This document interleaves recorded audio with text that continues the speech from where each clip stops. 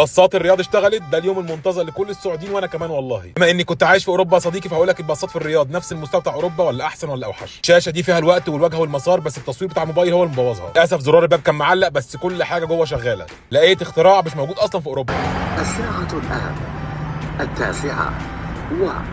9:23 قم 660 باتجاه الرياض. جهاز لذوي الاحتياجات الخاصه، وده على فكره الابلكيشن بتاع الباص. عايز اقول لك اهم حاجه بالنسبه لي التوقيت، لو جد ظبطوا التوقيت يبقى كده الباص نجح 100%. فاضل بالظبط 4 دقايق على الشاشه، وعايز اقول لك مكان المحطه والامكانيات اللي فيه اعلى بكتير من اوروبا. رب يجي في الميعاد المظبوط. عايز اقول لك انا مش مصدق والله العظيم، جه بالثانيه بالظبط ما شاء الله. ده الحمد لله دليل على نجاح الباصات في الرياض ما شاء الله. بجد احنا كده بننافس اوروبا بالظبط، والله العظيم جه بالثانيه بالظبط ما شاء الله. عايز اقول لك من جوه خطير، نفس باصات اوروبا بالظبط. ده الجهاز اللي بتحط عليه الكارت تخصم منه الرحله، كل حاجه نظيفه، حتى في كراسي كبار السن، كل حاجه زي اوروبا بالظبط. جهاز قطع التذكره هتلاقيه في كل حته في الباص، شاشه عرض في كل حته كمان. عايز اقول لك الباصات ما اشتغلتش في كل المسارات، بس قريب جدا هتشتغل في كل حته.